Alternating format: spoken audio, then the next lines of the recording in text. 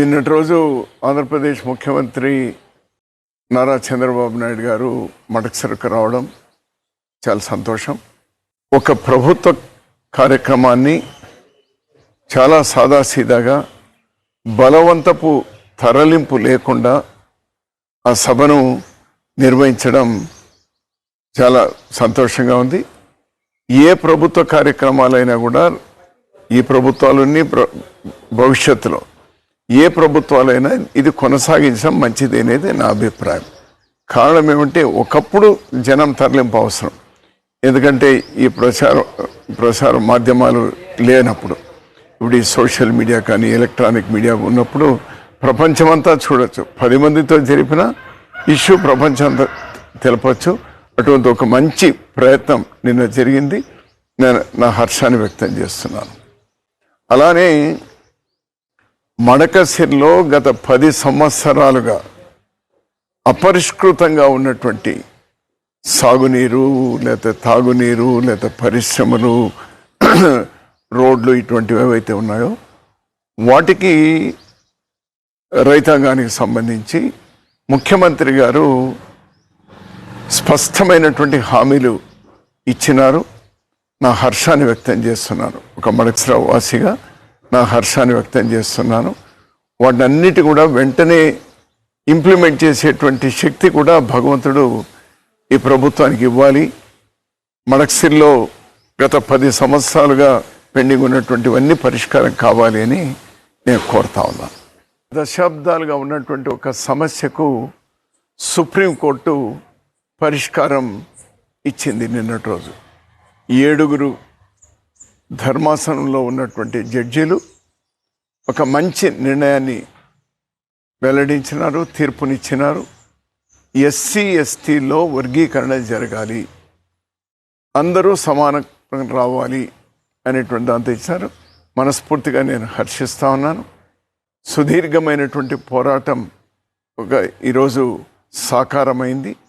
అందులో భాగస్వాములైనటువంటి అందరికీ, ప్రత్యేకించి మందకృష్ణ మాదిగ ఎక్కువగా శ్రమించినారు. మిగిలినటువంటి వాళ్ళు కూడా వేదికలు సపరేట్ అయినా కూడా అదే లక్ష్యంతో పనిచేస్తూ వచ్చినారు. అందరికి కూడా నేను అభినందనలు తెలియజేస్తున్నాను. ఇది అందరికీ మేలు జరుగుతుందని నేను పర్సనల్గా విశ్వసిస్తున్నాను. కాంగ్రెస్ పార్టీ కూడా విశ్వసిస్తుంది. అలానే ఇప్పటికైనా కేంద్ర ప్రభుత్వం ప్రతిష్టలకు పోకుండా జన కుల గణన జరగాలి. ఇప్పుడు ఎస్సీ ఎస్టీలో కూడా వర్గీకరణ జరగాలంటే ఇందులో 59 వర్గాలు ఉన్నాయి ఎస్సీల్లో, అదేవిధంగా ఎస్టీలో కూడా చాలా ఉన్నాయి. ఎవరు ఎంత అని తెలవాలి కదా.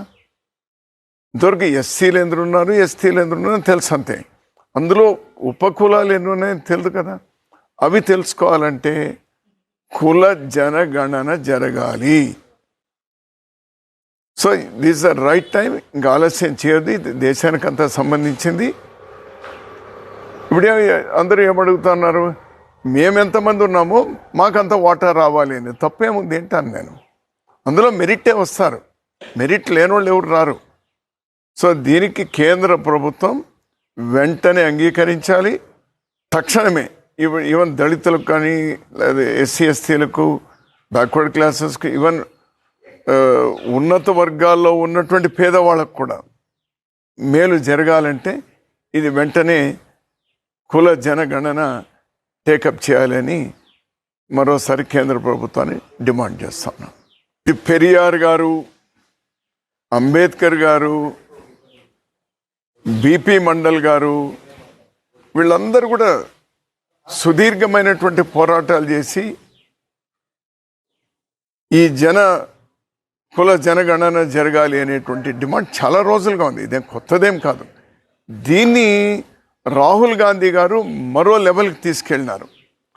రాహుల్ గాంధీ గారు కేవలం కాంగ్రెస్ పార్టీనే కాదు, ఈరోజు దేశంలో ఉన్నటువంటి బీజేపీ మినహా అన్ని పార్టీలు కూడా, ప్రాంతీయ పార్టీలతో సహా ఇది చేయాలి అని ఈరోజు కూటమిలో బీజేపీ కూటమిలో ఉన్నటువంటి పక్షాలు కూడా కులగణన జరగాలి అనేటువంటి డిమాండ్ చేస్తూ ఉన్నారు. దీన్ని రాహుల్ గాంధీ గారు ఈరోజు ఒక సక్సెస్ఫుల్గా అందరి యొక్క అభిప్రాయాలను సాకారం చేయడానికి ఇది ఒక సుప్రీంకోర్టు తీసుకున్నటువంటి నిర్ణయం, రాహుల్ గాంధీ గారు తీసుకున్నటువంటి పోరాటానికి ఊతం ఇచ్చింది. ఇది సాకారం అవుతుంది అని నేను విశ్వసిస్తా ఉన్నాను. కేరళలో భారీ వర్షాలతో వందలాది మంది చనిపోవడం, చాలా భయానకమైనటువంటి పరిస్థితి ఉండడం, రాహుల్ గాంధీ గారు రాజీనామా చేసినా కూడా వైనాడ్ ఎంపీగా అతను, ప్రియాంక గాంధీ గారు చాలామంది వెళ్ళొద్దు, అక్కడ చాలా ప్రమాదకరంగా ఉంది అని హెచ్చరించినా కూడా అక్కడ ప్రాణాలు కోల్పోయినటువంటి కుటుంబాలను, మరి అక్కడ ఇబ్బందుల్లో ఉన్నటువంటి వాళ్ళను పరామర్శించడానికి నిన్నటి రోజు వాళ్ళు వెళ్ళడం, ఆ వర్షంలో తడుచుకుంటూ ఆ బురదలో వెళ్తూ వాళ్ళందరికీ కూడా ఒక ధైర్యాన్ని ఇస్తూ, అటు ప్రభుత్వానికి కూడా మేము బాసటగా ఉంటాం, రాష్ట్ర కేంద్ర ప్రభుత్వాలు అందరూ కలిసి పనిచేద్దాం, రాజకీయాలకు అతీతంగా వాళ్ళకి అండగా ఉండాలి అనేటువంటి ఒక అప్పీల్ చేయడం అనేది ఏదైతే ఉందో నిజంగా మానవత్వం కలిగినటువంటి ఒక నాయకుడిగా రాహుల్ గాంధీ గారు నిన్న ప్రదర్శించినారు. రాజకీయాలకు అతీతంగా ఇటువంటి విపత్కర పరిస్థితులు వచ్చినప్పుడు కలిసి వాళ్ళకు అండగా ఉండవలసినటువంటి అవసరం ఉంది. రాహుల్ గాంధీ గారిని, ప్రియాంక గాంధీ గారిని నేను మనస్ఫూర్తిగా అభినందిస్తా ఉన్నాను.